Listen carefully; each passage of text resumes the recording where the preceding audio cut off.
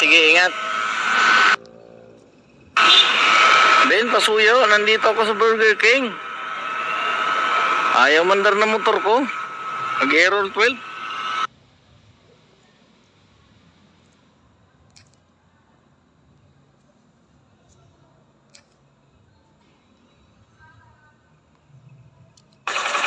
Okay, Bert, dito pa ako sa Bonifacio. Kaya puntahan kita. Alright mga idol, rescue natin yung kasama nating rider. Mayroon siyang transit, kaso lang ayaw umandar yung kanyang motor. Nag-aantay siya sa may merchant. Puntahan natin mga idol.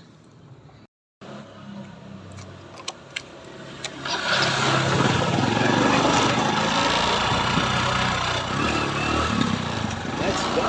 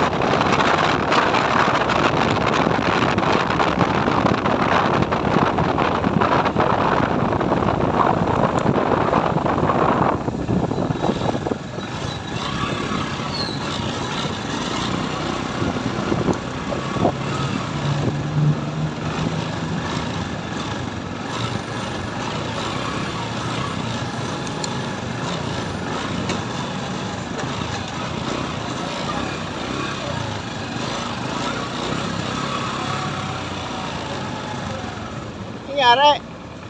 Ha? Mandar na? Ayaw mandar. Ano, busa ng gasolina? Hindi, may gasolina ako. Nag-error ba? Error? Oo. Anong error? Ha? Anong error? Error ba? Error 12. Alam ni Superman yun, alam problema yan. Ay, pakanda. Hindi, pagka may dama yan eh. Error 12. Error 12. Oh, yung ano nga, yung build ko nga, naputol. Error 12 din. Ano kaya problema yan? Ganito yung ano ko. Hindi pa na-deliver? Hindi pa. Punta kayo ng customer, bigay mong number ko. May tawagan mo. Saan ba yan? Screenshot mo, tapos forward mo sa akin. Ito. Cash pa naman.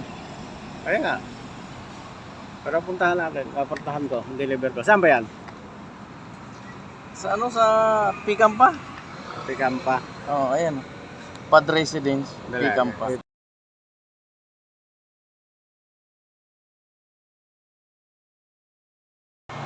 Ayan mga idol, 142 na. Transit na natin yung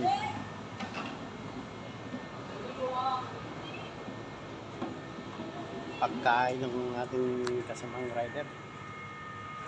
Drop off na rin natin mga idol. Naka-receive ko tayo ng booking. Dito tayo ngayon nag-aantay sa may Jiangnan. Jiangnan, Malang. Jiangnan restaurant. Iniiwan na lang muna natin yung kasama nating rider doon sa may welcome rotom ng mga idol. Nakontak naman niya yung anak niya. Papasundo na lang siya. Kasi kung wala siyang sundo, hahatid natin sana siya sa Tondo. Taga-Tondo kasi yung mga idol. Buti yan din yung anak niya. Na-contact niya. Kaya iniwan ko na lang. Kaya nag-accept na ako ng ibang booking. Nag-accept na ako ng booking mga idol. Dito naman tayo sa pinakamatagal na restaurant dito mga idol.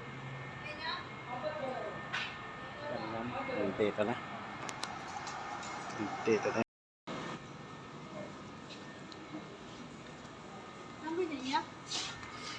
Sana mga idol.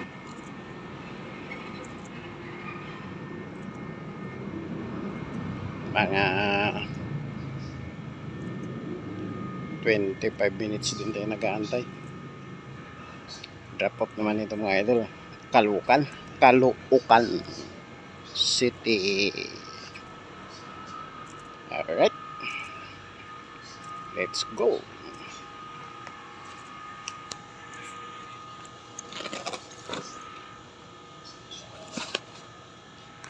Kailangan safety natin lagi yung pagkain mga idol. Kasi minsan natatapon. Ayan. Mga idol, ang oras alas 4:02 na mga idol. Alas 4:02 AM. Mahinga muna tayo dito mga idol. Naabala tayo ng 40 minutes.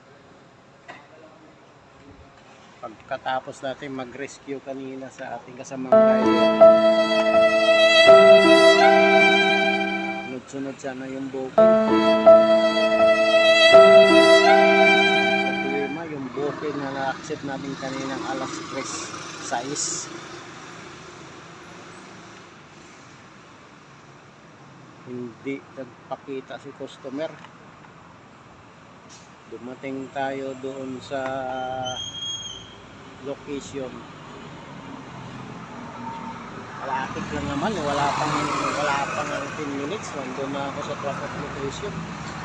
Nag-antay ako ng 20 minutes, nag-antay ako ng 25 minutes, nag-antay ako ng 30 minutes. Hindi talaga nagpakita si customer, hindi man lang sumasagot ng tawag, hindi rin nagre-reply sa message, chat message. Kaya pagdating ng alas 3:40, ina-interrupt ko na yung booking ng customer.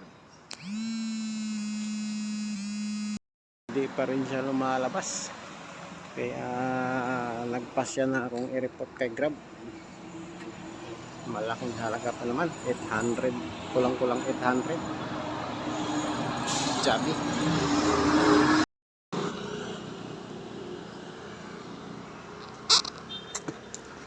Ayan o, pagkain ni customer.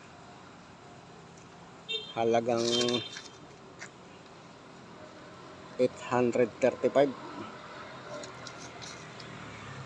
Hindi talaga nagpakita si customer mga idol.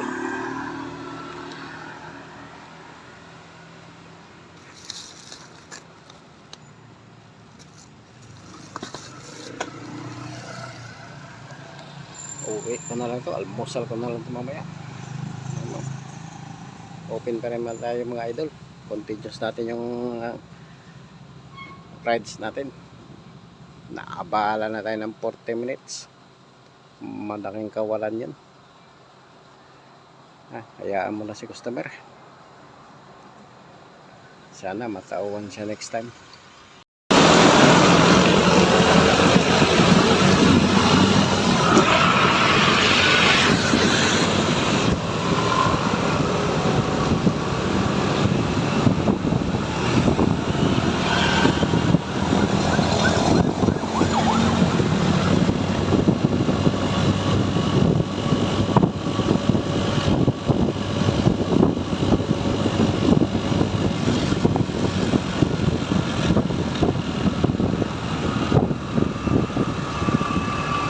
Uwi na lang mga idol. Masikip yung bat natin. Baka pasukan tayo ng tutulbokan. Hindi na kasya. Meron kasi tayong dalang no-show. Pagkain ni customer, hindi kinuha.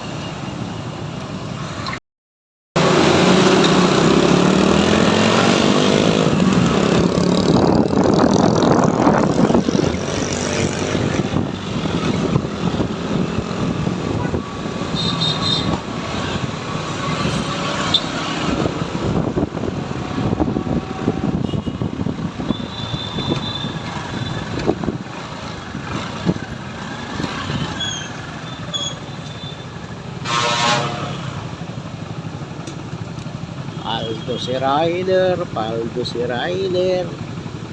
Dahil sa pagkain ni customer, paldo si rider, paldo si rider. Dahil hindi nagising si customer, paldo si rider.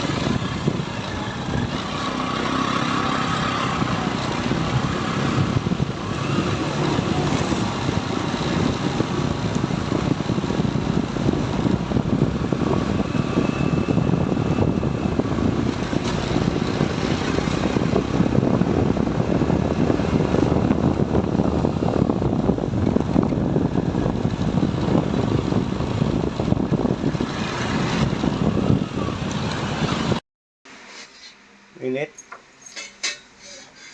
Ay, mga idol, oh. Yung pit booking or no show customer. Dami. Ilang chicken yan? 4. Isang burger stick, isang spaghetti. Hindi ko maintindihan kung mahimbing talagang tulog ni customer o sinadya o ng memberhisyo lang. Pit booking talaga mga idol. 800 plus. Walang daming gravy. Oh, ayan. Mukbang na lang natin ito mga idol. Mukbang. Oh, dami. Busog-busog si rider. Jabi-jabi.